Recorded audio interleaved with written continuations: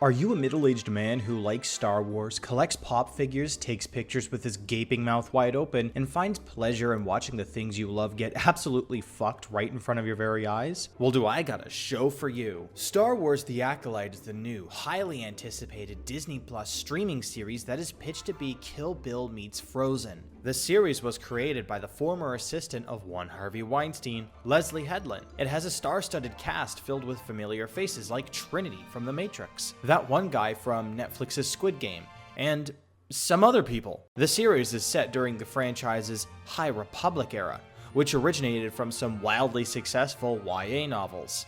Oh, you've never heard of the High Republic?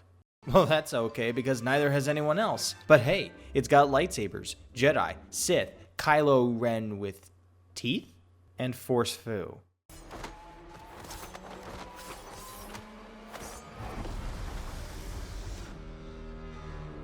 And no story or substance whatsoever. Perfect for all you Last Jedi lovers out there. When it comes to Disney Star Wars, The Acolyte is the coup de grace to the franchise. My expectations were low, but holy fuck, I could have never predicted it was going to be this bad.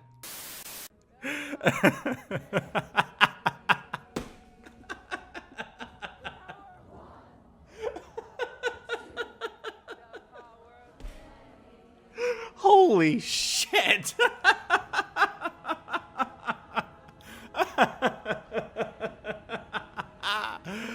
Holy fuck! Who fucking wrote this? For me, Star Wars ended with Kenobi and Ahsoka. If those shows killed Star Wars for me, then The Acolyte is the black pill rectal suppository that confirms it. I'm not even joking when I say I didn't even last 5 minutes into the first episode due to the show's terrible writing. The part that made me mentally check out of the show was during the opening scene. In the opening scene, an assassin who's really the main character's identical twin sister is looking to kill Trinity from the Matrix. You would think that since an assassin is going to kill a Jedi, one of the most skilled warriors in the entire galaxy, they would have a plan. A plan that would involve maybe sneaking up on the Jedi, trying to avoid being detected, and not risk being decapitated in the process. Nope. She literally walks up to Trinity and says, "Attack me with all your strength." At this point, I mentally checked out. This doesn't just happen once, but again in episode 2. Master Torben.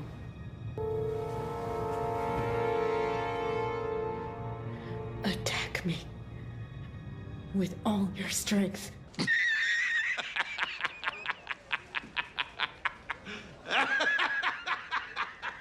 Anyways, Trinity says Jedi don't attack the unarmed. However, when this assassin begins to attack her with her knives, at no point does Trinity pull out her lightsaber. At least, not until the very end of the fight where Trinity gets stabbed in the chest. Oh, so knives kill, but lightsabers don't. Yeah, that makes a lot of sense. As to why Trinity didn't just use her lightsaber during the fight, the show gives us a convenient explanation. Jedi don't use their lightsabers unless they intend to kill.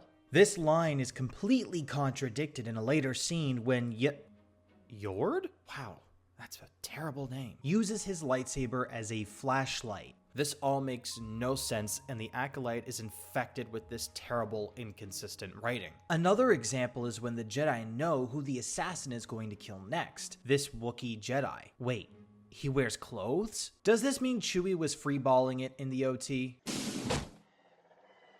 You mean to tell me you've been naked all these years? I don't really want to think about that. Anyways, when Jedi Master Squid Game says that they can go and stop her, the Jedi Council, or whoever this green bitch is, responds with, "No, don't go. We need to have meaningful conversations first." You gotta be kidding me. The whole point of you going after this assassin is to stop her from killing other Jedi, or worse, other people. Yet the reason for these meaningful conversations is so that they can strategize. If you want to strategize, maybe, I don't know, do it on the go? Seriously, just force freeze her and bring her in. It's already been shown to be set up in the show. The more I keep digging into this show, the more my brain begins to hurt. There are also a lot of opportunities that the show completely misses when it comes to character development and story progression. For example, during the scene where the prisoner transportation ship is crashing, Osha has her save the cat moment and rescues this guy who's got this weird parasite thing on his face that is used to sedate violent criminals.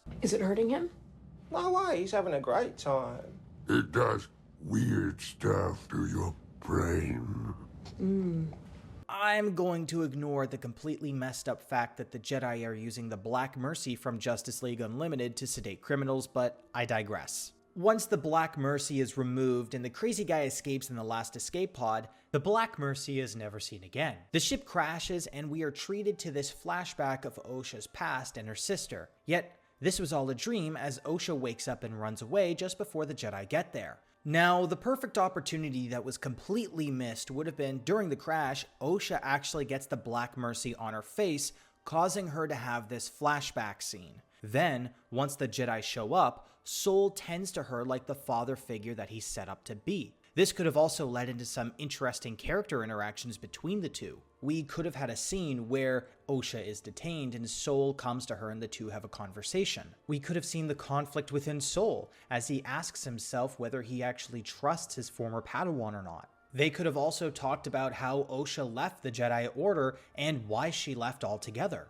Depending on why she left the Jedi Order, this could have made Sol question her even more, and question his trust within her altogether. Again, it's another example of the show's terrible writing and not utilizing the very things it has set up within its story and having it pay off. This also would have been a much better scene compared to the one that we actually got in the end. Osha. May is alive. I believe you. Characters also do some really dumb things in this show, like in episode 2 where the assassin, Osha's twin sister, is trying to kill this Jedi who's put himself into this depressed meditative state. He's got this force field around him, get it? And Osha tries to break this force field by doing kicks and flips. Is your idiot brain getting fucked by stupid? Also, the Jedi are police officers now, and talk as if they're straight out of an HR department or something. I am Master Indara, and these are my colleagues. It's kinda weird. When watching The Acolyte, I couldn't help but feel like this show was written by a 13-year-old teenage girl. That's because Leslie Headland did use, if not all of, her Star Wars childhood fanfiction. The fanfiction that I wrote was many, many years ago, pre-internet, so it's not quite what the kids are doing now. But I will say I was always interested in female protagonists that were leaning toward the dark side of the Force. I did do a couple of RPG campaigns with my friends on Zoom, and there are a couple of characters from those campaigns that may or may not be in the show. How much of that Star Wars fan fiction that she used to write do you think ended up in the show? All of it, for sure. How much did Disney spend on Leslie Headland's Star Wars fanfiction? $180 million. Which is a lot of money for a show that, despite its high production value, feels incredibly cheap and uninspiring. Speaking of which, Leslie Headland made this comment about what inspired her to write The Acolyte in the first place. What I was interested in examining were the Sith. The master-apprentice dynamic. If the apprentice is craving the master's power, then at some point he must recruit his apprentice to overthrow the master. And that is the Acolyte. Right. This is oddly fitting considering she was Harvey Weinstein's assistant. Headland claims to be a huge fan of Star Wars, yet during an interview with IndieWire, we got to see some insight into her opinions about the franchise and its creator. This is like what we understand to be Star Wars, like the idea that that only came from George Lucas, that only George Lucas holds the key for what we understand to be Star Wars is just untrue. Headland's version of Star Wars is the one where the Sith are the good guys and the Jedi are the bad guys, most certainly representing the evil patriarchy. Not surprising considering she grew up idealizing villains like Ursula and claimed to be a Sith herself if she were to be in Star Wars. If you two had your own lightsabers in real life, I'm starting here, what color would it be? Red. Red. I knew that. I said that about you yesterday. Really? I was like, Leslie's is red. What does it say about you? I mean, Leslie is Sith. yeah, I'm dark-sided. Clearly. I've always been dark-sided. All Sith here. Yeah, a lot of the color, yeah. I liked the Joker as a kid growing up, but I never idealized him. The same goes for Vader and Palpatine. Speaking of which, You do realize the Sith are known for not just killing children and blowing up planets, but also committing genocide as well, right? The Acolyte is not just Star Wars fanfiction, but really bad fanfiction as well, that retcons major aspects of the franchise. For example, we all know what the Force is, right? It's this spiritual energy that's inside all living things. Some people are more tapped into it than others, therefore can tap into its abilities. However, the Acolyte retcons it to be a quote-unquote thread, that when once pulled, you must dispose of the tampon and, oh wait, wrong thread, that when once pulled, you soon unravel its true power. A power that's not supposed to be used as a weapon, yet 5 minutes later, the witches use it as a weapon. Oh, this show's writing. I don't think my brain can take it anymore. I think my head's gonna... Episode 3 of The Acolyte establishes a group of force-wielding lesbian witches that live in a matriarchal society. They live in hiding as well because they're ostracized from the rest of the galaxy due to their ways of living. Yep, Star Wars is going there. However, it is in my opinion that Episode 3 of The Acolyte needs to be studied because it is a complete and utter failure in storytelling, complemented by horrendous acting and actions by characters with little to no logic whatsoever. Not only does the episode retcon the Force to be a quote-unquote thread, but it establishes that these witches are the real victims in the Star Wars galaxy and the real villains are the Jedi.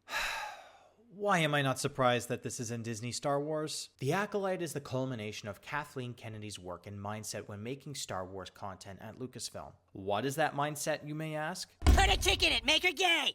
Maybe we should go a different route than we did with Indiana Jones. Fuck Indiana Jones, put a chick in it and make her name it gay! Sure, yeah.